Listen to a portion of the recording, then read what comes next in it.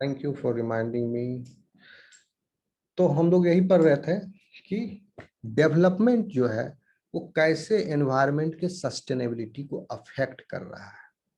तो पहली वजह क्या थी? लैक ऑफ एनवायरमेंटल कॉम्प्लायंस, जो भी हम देख रहे थे पीछे के वीडियो में। लैक ऑफ एनवायरमेंटल कॉम्प्लायंस,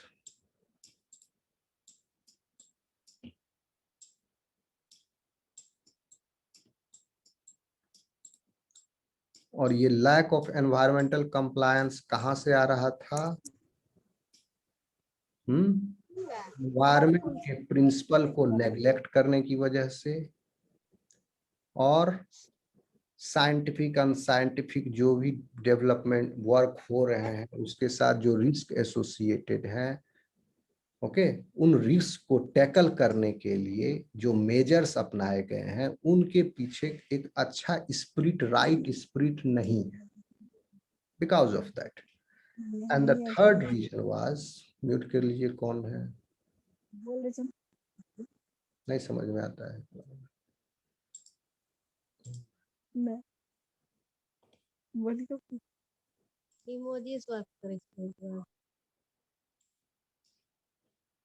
मेरी आवाज आ रही है? आप लोग कंटिन्यूटी ब्रेक हो जाता है तो फिर मेरे साथ एक प्रॉब्लम है, बहुत बड़ा डिमेरिट है, फिर मेरे को लास्ट पॉइंट में क्या बोल रहे थे वहां तक जाने में दिक्कत। ठीक, लैक ऑफ, तो ये 2 पॉइंट हम लोग देख लिए थे। फिर अब देखिए कि क्यों हो रहा है ऐसा। लैक ऑफ एनवायरमेंटल कंप्लायंस की वजह से एक काम और हो रहा है कि सड़क बनाने के दौरान पहाड़ी क्षेत्रों में, okay, unscientific cutting of slopes हुए।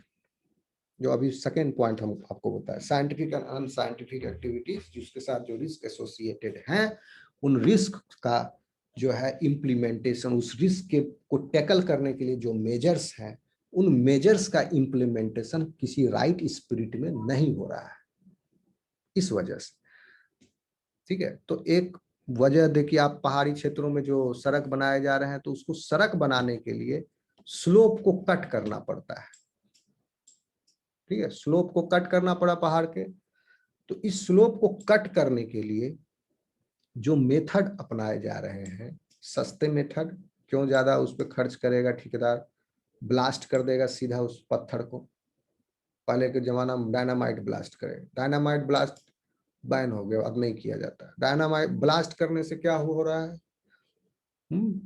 पहले, अब कौन तो कुछ नाइट्रेट होता है, उसको होल करके जिलेटिन रॉड्स भी होते हैं, दिए जाते हैं, ब्लास्ट करोगे तो अभी भी हो रहा है ब्लास्ट करके। तो ब्लास्ट करने से सब, जितना दूर, जितना एरिया का पत्थर आपको कट करना था उतना एरिया का पत्थर तो कट हुआ ही हुआ, साथ में उससे जो सटा हुआ था, अब उधर तो आप रोड बनाएंगे नहीं, पहाड़ में और पत्थर है, वहां ब्लास्ट का इंपैक्ट पूरा दूर तक गया। दूर तक जाने की वजह से वाइब्रेशंस हुए, उसमें फ्रैक्चर्स उत्पन्न हुए पत्थर में। ठीक है, और क्या हुआ, धीरे धीरे बारिश तो होगी ही, साल दर साल बारिश होती जाएगी, उसमें काई जमेगा, लाइकेन आएगा, फर्न्स आएंगे, ओके। तो अब जो है पत्थर स्प्लिट करेगा, टूटा, टूट के गिरेगा। अब क्या होगा, लैंडस्लाइड्स होंगे। तो लैंडस्लाइड्स की एक मुख्य वजह जो सड़क पर गिर रही है, उस रोड को बनाने के दौरान जो इंजीनियर ब्लास्ट किया था पत्थर को, वहां पर खाली करने के लिए, स्लोप को कट करने के लिए, वह जो है मटेरियल जो है लूज हो गया था उसी समय, थोड़ा थोड़ा, और बरसों के अब प्रक्रिया के दौरान वो जो लूज हो गया है, पहले कॉम्पैक्ट था वो और लूज होते चला गया, नतीजतन ये गिरेगा, और गिरेगा कहाँ गिरेगा, इसी रोड पर ही गिरेगा।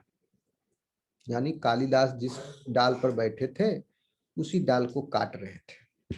तो जो रोड बनाने के लिए जो मेथड अप्लाई किया, एक दिन ये पत्थर इसी रोड पर आके गिरना है, और जब भी गिरेगा जो यहाँ होगा वो जाएगा।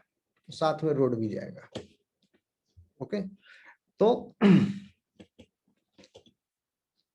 कहने का मतलब हुआ कि अनसाइंटिफिक कटिंग ऑफ स्लोप्स की वजह से ये हिल्स जो है वहां पर risk of soil erosion and उस सॉइल इरोजन की वजह से सब्सिक्वेंटली जो है risk of landslides will increase now. Correct. तो ये सब क्या हो गए, तीनों चीज जो भी हम पॉइंट बताए आपको वो आ गए आपके lack of environmental compliance. Okay, जिनको नोट्स बनाना है वो आप वीडियो को पॉज करना, देखना, रिपीट देखना, सब कॉलेज चैनल पर मैं अपलोड कर दूंगा, वहां से आप नोट बना लीजिएगा खुद से भी मेहनत कीजिए। नोट बनाने के दौरान आपकी पढ़ाई भी हो जाएगी एक तरह से। ओके, तो आप वहां नोट बना, मैं पॉइंट बता दे रहा हूँ, सब पॉज करके देख के बना लो। ठीक है, तो ये हो गया डेवलपमेंटल फैक्टर्स किस तरह एनवायरनमेंट के सस्टेनेबिलिटी को अफेक्ट कर रहे हैं। तो उसमें जो है एक पॉइंट ये है, इस वजह से लैक ऑफ एनवायरमेंटल कंप्लायंस, और इसके अंतर्गत अभी जो हम 3-4 जो आपको बता दिए सो क्या क्या बताए एनवायरमेंटल कंप्लायंस में, कि neglect of environmental principles is the key reason. ठीक है, नंबर 2 आपको बताया साइंटिफिक एंड अनसाइंटिफिक एक्टिविटीज उससे रिलेटेड रिस्क, और उस रिस्क को टैकल करने के लिए जो मेजर है उसका इम्प्लीमेंटेशन राइट स्पिरिट में नहीं हो रहा है। तो ये एनवायरमेंट पुअर एनवायरमेंटल कंप्लायंस ये भी हो गया। फिर थर्ड जो अभी बताया कि unscientific cutting of slopes into hill region in hill regions. ठीक है, नाउ सेकेंड फैक्टर इज जो डेवलपमेंटल फैक्टर है, यह भी एक तरह से डेवलपमेंट की वजह से ही हो रहा है। और सेकेंड इज सब्सिडीज।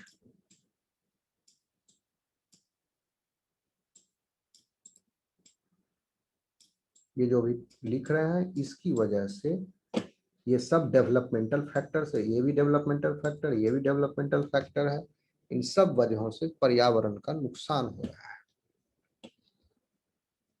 ओके, तो सब्सिडी से कैसे नुकसान होता है? सब्सिडी की वजह से जो रिसोर्सेज है उसका बंदर बांट होता है और उसकी वैल्यू नहीं रह जाती है। दरवाट मतलब घोटालेज होते हैं, करप्शन होता है इसमें, और राइट जो उसको रिसीव करना चाहिए जो एंड यूजर है उस तक नहीं पहुंच पाता था। हाल के वर्षों में यह कुछ कुछ होने लगा है, क्योंकि आधार कार्ड आ गया, डायरेक्ट जो प्रधानमंत्री का scheme direct benefit transfer scheme की तरह अब खाते में डायरेक्ट पैसा आता है। तो अब ये सब्सिडी का पैसा जो है इम्प्लीमेंट अब आने लगा है, लेकिन पहले नहीं पहुंच पाता था। तो चलो पहुंच गया। ओके, तो पहुंचने के बाद भी सब फ्री में मिला हुआ चीज का वैल्यू लोग नहीं देते, तो इसका क्या हुआ, ओवर यूज होगा। ओके, तो जैसे दिल्ली में सरकार जो है बिजली पानी फ्री कर दिया, तो जो पहले 50, मान लो कोई एक दुकान है वो 50 यूनिट पर महीना में उसका काम चल जाता था। मान लो कोई दुकान नहीं गया, कोई झोंपड़ी, कोई बसावट है, मतलब 50 यूनिट, हालांकि 50 यूनिट पर महीना बहुत कम है, मान लो चल जाता था। सपोज अब 100 यूनिट तक बिजली फ्री है, वो कहेगा 50 यूनिट का खर्च कर रहा था तो बिल आ रहा था, वो कहेगा आराम से हम 100 खर्चा करेंगे भैया, क्या दिक्कत है, 1-2 महीना एडजस्ट हो जाएगा, हाँ इतना होता है, देखेगा वो अपना सेट कर लेगा। तो इस तरह से क्या हुआ, एनवायरनमेंट पर प्रेशर पड़ा सब्सिडी की वजह से। ओके, तो ये एनर्जी और इलेक्ट्रिसिटी जो सब्सिडाइज कर देने की वजह से, क्योंकि ये आ रहा है किसी कॉस्ट पर, एनवायरनमेंट के कॉस्ट पर, तो इसको इसका ओवर यूज हो जाता है, हो रहा है। जैसे किसानों को भी बिजली दी जाती है सिंचाई के लिए, उसका बिल नहीं लिया जाता है। ठीक है, तो नतीजा क्या निकला, किसानों ने इतना जमीन से पानी निकाला, या कम लिया जाता है बिजली का, आई डोंट नो, राज्य राज्य पर अलग अलग है। पंजाब में कभी फ्री था, बिहार में उतना ज्यादा, क्योंकि यहाँ पर वैसे ही पानी बहुत ज्यादा है, लेकिन है यहाँ भी बोरिंग सिस्टम। ओके, लेकिन पंजाब में बहुत ज्यादा बोरिंग सिस्टम था। तो उन्होंने इतना पानी निकाल लिया जमीन से कि ग्राउंड वाटर टेबल जो है, ग्राउंड वाटर टेबल जो है वो डाउन चला गया। फ्री में बिजली निकालते जाओ, खेती में डालते जाओ, आप तो अनाज उगा के खा गए, वाष्प बन के उड़ गया। ग्राउंड टेबल में जो परकोलेट होकर के वाटर पहुंच रहा था, साल दर साल इतने वर्षों की जो प्रक्रिया के दौरान पानी, शुद्ध पानी जमा हुआ, फिल्टर होते गया सॉइल में। ओके, फिर सॉइल में बैक्टीरिया उसको डिकम्पोज किया, वाटर से एसोसिएटेड जो भी हार्मफुल सब्सटेंसेस था, प्योर फॉर्म नहीं, एकदम आपके लिए ड्रिंकेबल फॉर्म जो था, एकदम हाइजेनिक फॉर्म में वाटर यहाँ स्टोर्ड है, और आपने उसको निकाल लिया। इलेक्ट्रिसिटी के सब्सिडी होने की वजह से ओवर यूज हो गया, तो इस वजह से एनवायरमेंटल सस्टेनेबिलिटी जो है अंडरमाइन हो गई। यानी पहले कम पानी निकाला जाता था जमीन से, चापाकल के माध्यम से या कुआं के माध्यम से, कंजम्पशन के लिए, कुछ कंजम्पशन के, अब ओवर यूज होने की वजह से, एग्रीकल्चर में यूज होने की वजह से, क्योंकि एग्रीकल्चर में पानी आप नहरों के माध्यम से भी पहुंचा सकते हैं, तो ऐसा डेवलपमेंट कीजिए कि नहरों का जाल बिछाइए, उससे पानी पहुंचाइए। क्यों जमीन से पानी निकाल रहे हैं, उसको सिर्फ पीने योग्य पानी बचा के रखिए फ्यूचर जनरेशन के लिए भी। ओके, तो वहां पर पानी क्या हो रहा है, कैसे आ रहा है, धीरे धीरे परकुलेट होकर के इसमें जमा हो रहा है। तो जितना आप चापाकल से निकाल रहे हैं, कुआं से निकल रहा है, वो बैलेंस बना हुआ था उस समय, यानी सस्टेन था उस समय, एनवायरमेंटल सस्टेनेबिलिटी थी। लेकिन जब दोहन शुरू हो गया, ओवर यूज, उसके बाद एनवायरमेंटल सस्टेनेबिलिटी जो है डिस्टर्ब हो गई। और यह किस वजह से हुआ, because of the ill effects of the subsidies. यहाँ पर एक वर्ड और जोड़ दो, सिर्फ सब्सिडीज मत लिखना, नहीं तो थोड़ा कंट्रोवर्शियल हो जाएगा। यहाँ पर आप लिख दोगे इल इफेक्ट्स। आप क्या लिखोगे, इल इफेक्ट्स, ये आई है,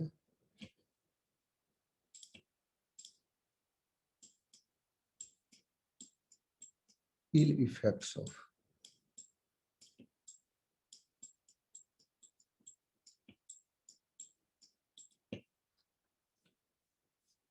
ill effects of subsidies का क्या है, ओवर यूज।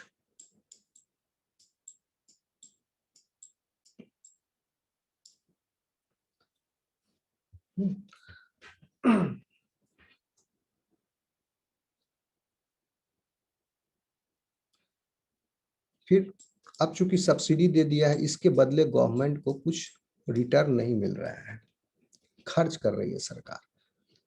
ठीक है, तो अब खर्च करने की वजह से, सरकार ने खर्च किया अपने बजट के हिस्सा में से, तो गवर्नमेंट के पास भी अब बजट में जो पैसा है वो कम हो गया। अब इस पैसे में, बजट में डेफिसिट होने की वजह, डेफिसिट की वजह से, सब्सिडी से डेफिसिट जनरेट हुआ। अब डेफिसिट होने की वजह से गवर्नमेंट के पास लिमिटेड रिसोर्सेज हैं, कम ऑप्शंस हैं जिसमें वह इन्वेस्ट कर सके। कोई नया प्रोजेक्ट वो शुरू करे, वहां उसको सोचना पड़ेगा।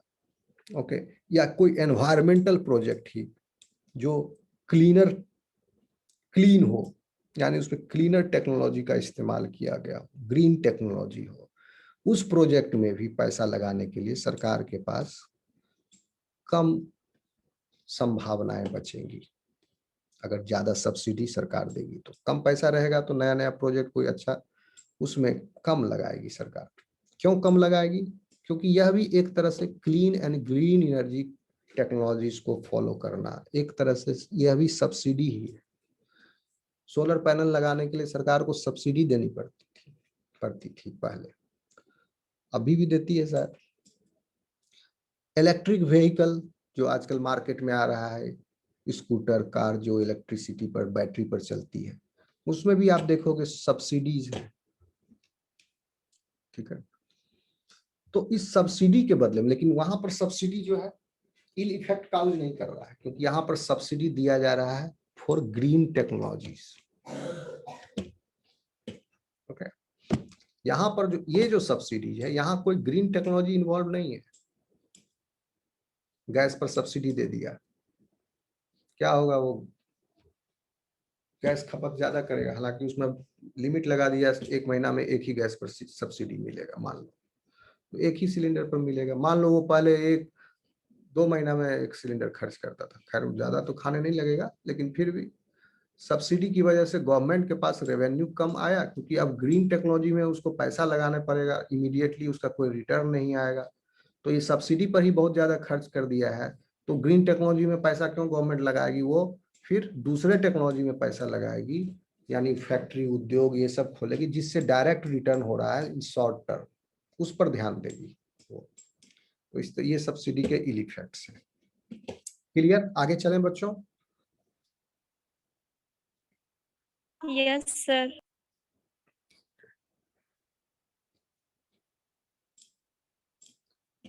नाउ वी विल सी कि डेवलपमेंटल फैक्टर्स जो हैं उसको, क्योंकि एनवायरमेंटल रिसोर्सेज फ्री में है, उसका कोई कॉस्ट नहीं है, हवा पानी का कॉस्ट नहीं, जो नेचुरली फ्री है, ठीक है। और ये नेचुरल रिसोर्सेज का जो एक्सेस है वो इंटायरली ओपन है, और कोई भी इंडिविजुअल जो है दूसरे को रोक नहीं सकता है,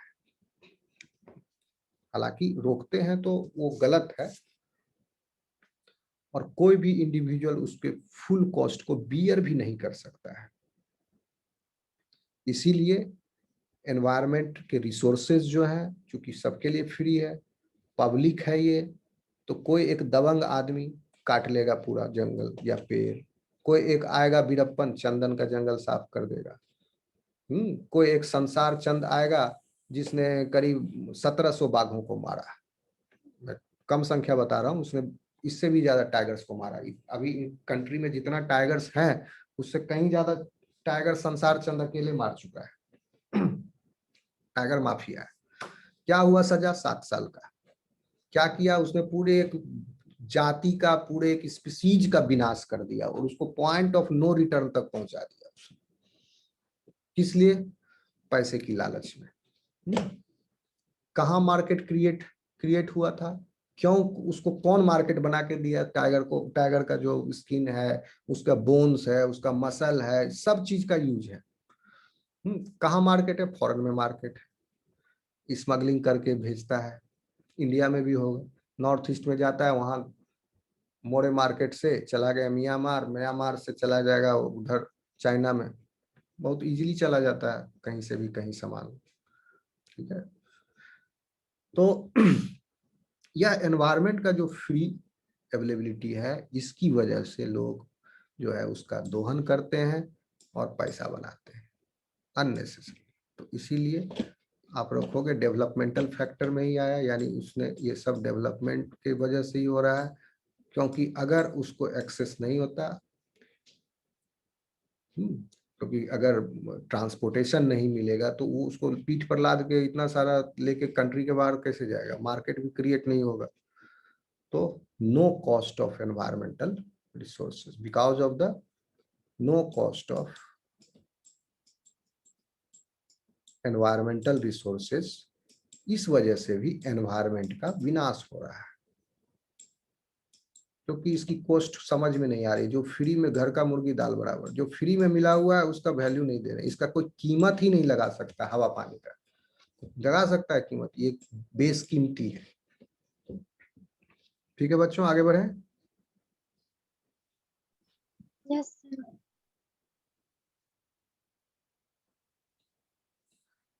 अब देखिए, पॉपुलेशन की वजह से भी एनवायरमेंट का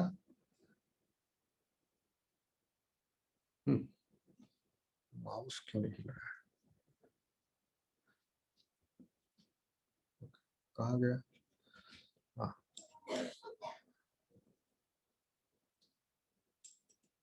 इसको कहोगे आप, ये पॉपुलेशन डायनेमिक्स।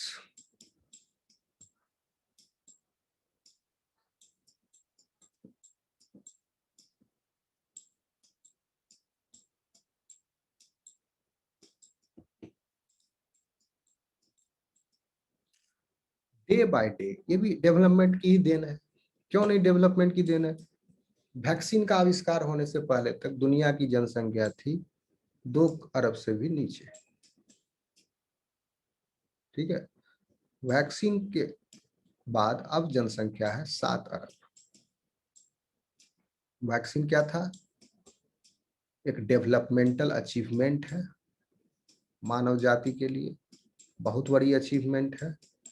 जिसने भी वैक्सीन बनाया, पहला वैक्सीन जो बनाया, उसने कईयों को जीवन दान दिया। उसके बाद एक परंपरा चल निकली कि हाँ, इस तरीका से इस बीमारी का टेकल हो रहा है, और भी बीमारियों के वैक्सीन बनाए जा सकते हैं। जब अभी हाल फिलहाल में बना कोरोना वैक्सीन, लेकिन और भी बहुत तरह के वैक्सीन, पोलियो का, ओके, खसरा का, फिर रूबेला का, ये सब बहुत तरह के बीमारियों के वैक्सीन हैं जो बचपन में लगाए जाते हैं।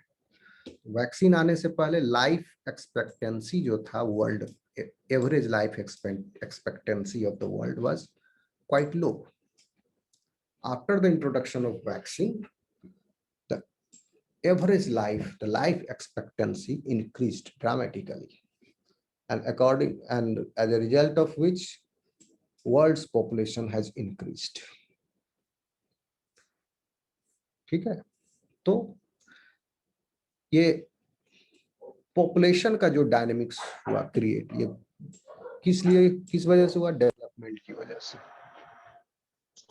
पहले जो था, आप लोग सुनोगे, एक second, 1 second, something has appeared on the screen. Oh.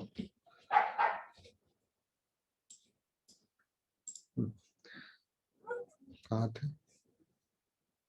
हाँ, तो पॉपुलेशन जो है बढ़ने की वजह से एनवायरनमेंट का डिग्रेडेशन फिर ज्यादा हुआ, क्योंकि इतने लोगों के रहने के लिए फिर अब पानी चाहिए, घर चाहिए, फिर लकड़ी ज्यादा कटेगी, इतने लोग जो कपड़े पहनेंगे, इतने लोग, उसके बदले में फिर कुछ ना कुछ पर्यावरण का नुकसान होगा, बहुत सारी चीजें, एक्टिविटीज होंगी, आएगा जाएगा, ट्रांसपोर्ट करेगा, कार्बन छोड़ेगा बहुत।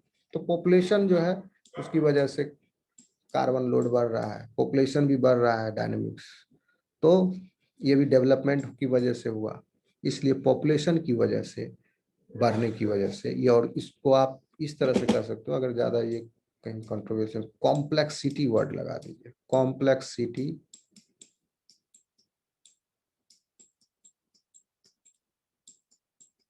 Complexity of population dynamics. और यह जो इंक्रीजिंग ट्रेंड है पॉपुलेशन का, इसकी वजह से एक लोड है, प्रेशर है। ठीक है, फिर अब इसी पॉपुलेशन डायनेमिक्स में बहुत सारे फैक्टर्स आप कर सकते हो, जैसे गरीबी है, पोवर्टी। पोवर्टी जो है वो जनरेट कर रहा है एक सिग्निफिकेंट नंबर ऑफ इंसेंटिव्स। ठीक है, जैसे इंसेंटिव क्या हुआ कि उसका सोच जो है, पोवर्टी, जो गरीब लोग हैं उनकी सोच वैसी है कि ज्यादा हेड काउंट होगा फैमिली में, तो कमाने वाले हाथ भी ज्यादा होंगे, तो फिर पॉपुलेशन बढ़ रहा है, लार्ज फैमिली है वहां पर। ठीक है, और ये पॉपुलेशन डायनामिक्स होने को, ये कंफर्ट खोजेगा, फिर क्या होगा, शहर की तरफ आएंगे, और शहर में तो और पर्यावरण का नुकसान है। एक शहर जो है जितना कार्बन डाइऑक्साइड का उत्सर्जन कर रहा है, क्या हुआ उतना कार्बन डाइऑक्साइड को फिक्स कर रहा है? कभी नहीं। लेकिन फॉरेस्ट एरिया या विलेज में आप चले जाओ, तो वहां पर जितना कार्बन का उत्सर्जन हो रहा है, हो सकता है वहां पर उतना कार्बन का वो फिर फिक्सेशन भी कर दे रहा है, क्योंकि खेती हो रही है, बहुत सारे पेड़ पौधे, बाग बगीचे यहाँ लगे हुए हैं। ठीक है, और लोग भी कम है, धुआं छोड़ने वाले भी कम है। गांव में कारें तो दौड़ेंगी नहीं, दौड़ेंगे भी तो एक आध, दो दो चार पांच छोटी कारें, थोड़ी सी कम नंबर में, कम संख्या में, जितने लोग हों उसमें भी कम। अभी अभी ये स्थिति नहीं आई कि इंडिया में गांव में लोगों हर लोग के पास कार हो। ओके, जब वो हो जाएगा तो उस गांव को भी बोल देंगे कि ये अब अर्बनाइज्ड हो गया गांव, अर्बनाइजेशन हो गया इसका। ठीक है। समझ में आ रहा है बच्चों? Yes, sir. तो इस तरह से Yes, sir. जो प्रेशर पड़ रहा है ये आउटकम पर, पॉपुलेशन के पॉपुलेशन की वजह से यह प्रेशर जो है रिसोर्स पर पड़ रहा है, और कॉन्सिक्वेंटली इस रिसोर्स पर प्रेशर पड़ने की वजह से एनवायरमेंट की क्वालिटी जो है डे बाय डे क्या हो रही है, घट रही है, डिमिनिश हो रही है। ठीक है। और उससे फिर जो है एनवायरमेंट की क्वालिटी और डिमिनिश होगी, तो इसका असर, क्योंकि इसी एनवायरमेंट पर यह पॉपुलेशन, यह जन समुदाय निर्भर भी है, डिपेंडेंट भी है। अब एनवायरनमेंट की क्वालिटी घटेगी, फॉर एग्जांपल जैसे आज जो दूध पी रहे हैं उसकी क्वालिटी काफी घट गई है पहले के मुकाबले। तो ये क्या किया इसने, दूध की क्वालिटी को कौन घटाया, इसी पॉपुलेशन ने घटाया। और ये पॉपुलेशन खुद किस पर निर्भर है, इस दूध को पी भी रहा है। तो कालिदास कौन हुआ, यही हुआ, जिस डाल पर बैठा है वो काट रहा है वो डाल। आप लोग ऑब्जर्व करोगे ऑक्सीटोसिन नाम का एक हार्मोन होता है, गांव में हर पान दुकान पर मिलेगा आपको। उसको नहीं पता है कि ऑक्सीटोसिन वो 2 रुपया में मिलेगा, और उसको दे देते हैं वो गायों को। या लौकी का हम देखें, खेत में लौकी का सीजन आता है, अब लौकी छोटी छोटी है फिंगर के साइज की, तो 2 रुपया का इंजेक्शन मिलता है पान दुकान में, उसका कैंची से काटा, उसमें सारा बूंद एक बकेट पानी में डाल लिया, दो जितना भी था वो 5 बूंद 10 बूंद था उस शीशी में डाल दिया, और उस पानी को वो क्या करेगा, स्प्रिंकल कर देगा, छीट देगा। या ज्यादा होशियार है वो क्या करेगा, इंजेक्शन में भरेगा और लौकी के जो पिडंकल है, जो डंठल है, उस डंठल में मारेगा इंजेक्शन। या तरबूज है, तरबूज का डंठल में मारेगा, ज्यादा होशियार होगा तो। और नए बुड़बक होगा तो बीच में घोंप देगा। तो इससे क्या होगा कि पकड़ में आ सकता है, यहाँ एरिया थोड़ा सा खराब हो जाएगा उसका। ठीक है, पिडंकल में कर देगा कोई दिक्कत नहीं, आ गया इसमें। या स्प्रिंकल कर दिया तो उससे हो गया। क्या होगा, सुबह तक ये लौकी हो जाएगी बड़ी और खूब सुंदर, एकदम चक चक बड़ा लौकी।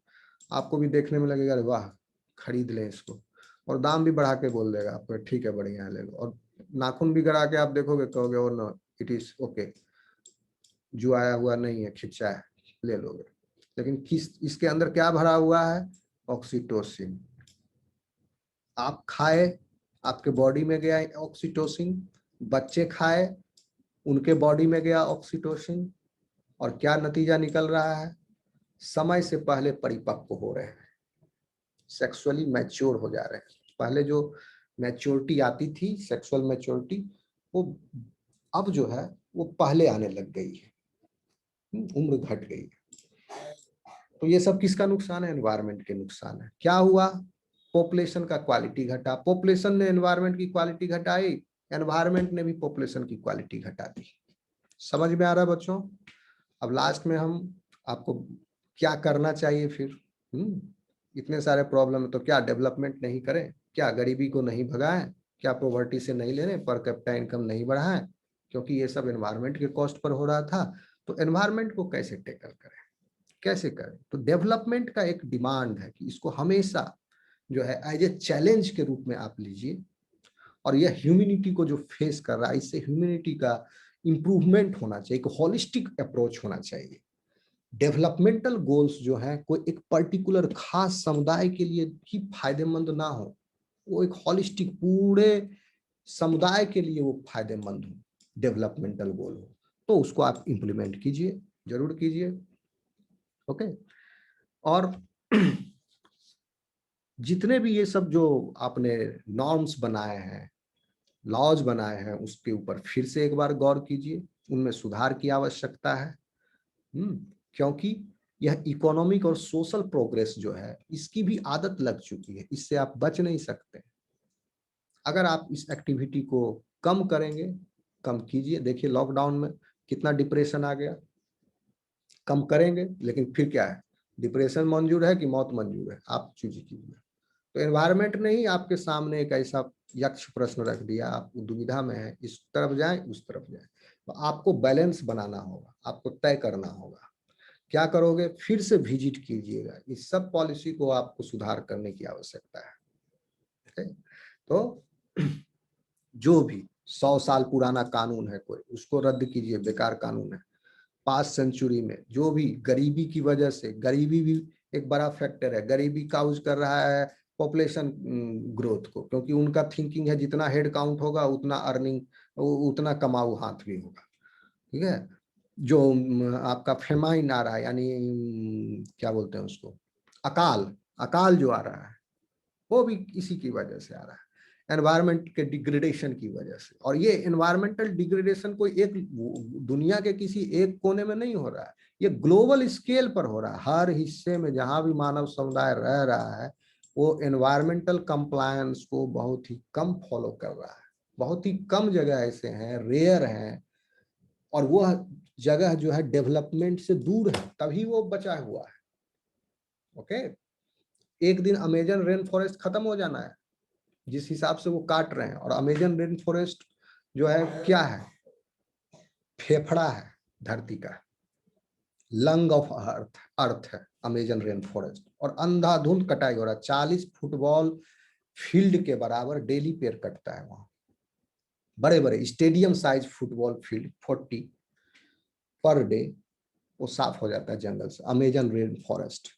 तो आप समझिए कि वहां पर कितना बायोडायवर्सिटी का नुकसान हुआ। उस एक पर हेक्टेयर में सैकड़ों स्पीसीज निवास कर रहे थे, डायवर्सिटी था, इकोसिस्टम था। और वो डेवलपमेंट अब वहां पर पहुंच गया, उसने विनाश कर दिया। तो ये तो डेवलपमेंट नहीं कहा जाएगा, डेवलपमेंट की परिभाषा फिर से तय करनी पड़ेगी। ये डेवलपमेंट नहीं है, यह पूरा विनाश है। ओके।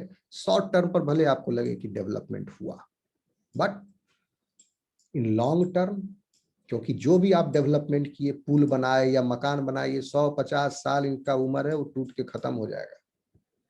जो पुल बनाया बिहार में, तो पुल बना दिए तो 6 महीना साल भर में टूटता है, इससे ज्यादा पुल की उम्र होती नहीं है।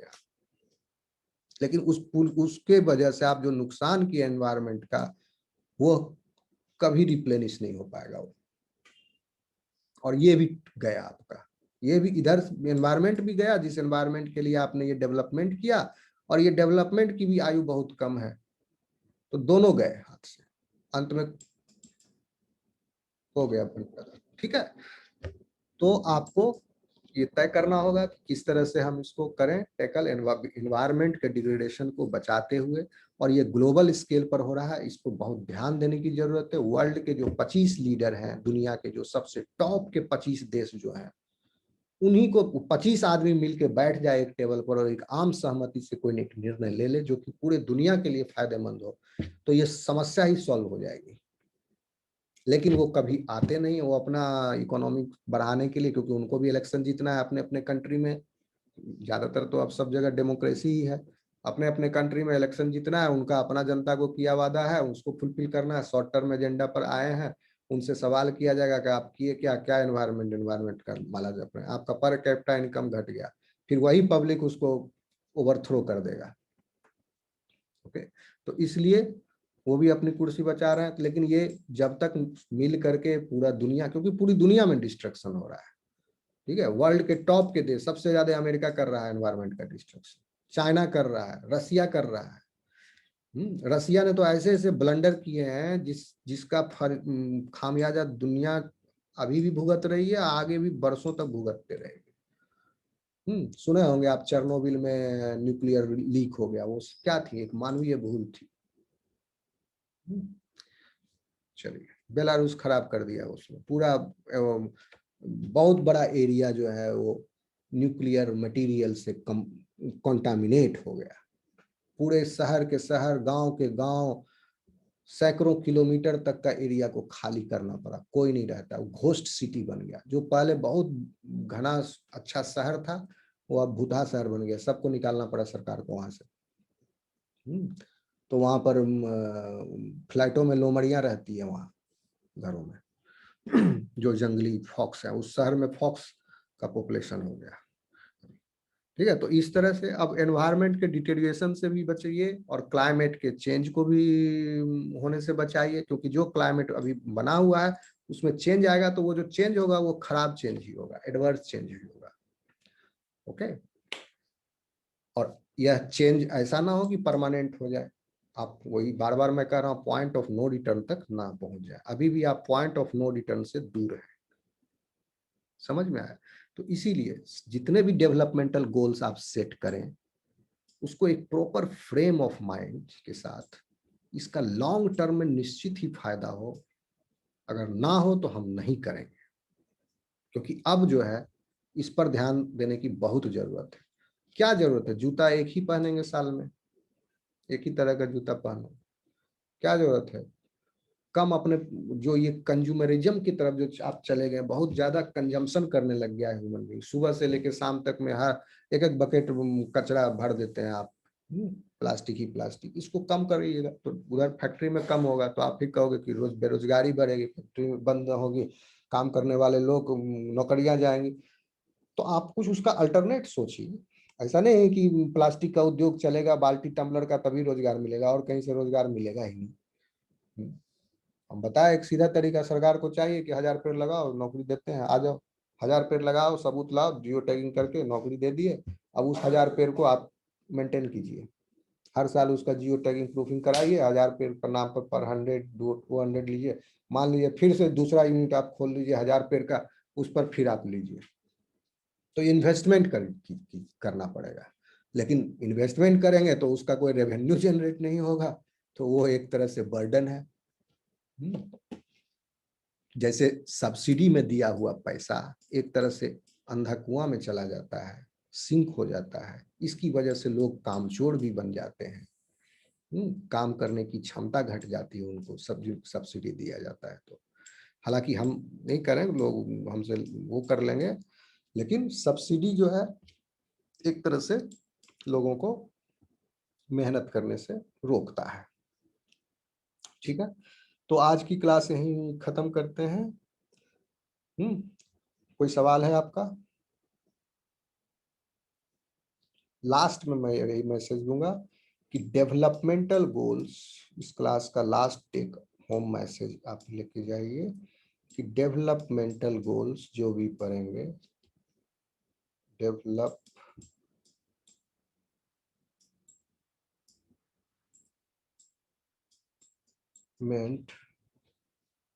गोल्स जो है must be pursued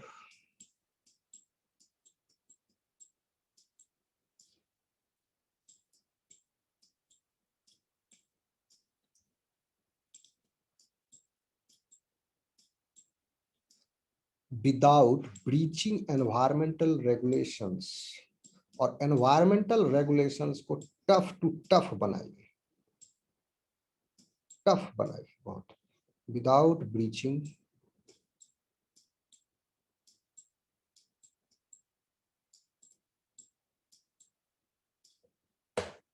environmental regulations।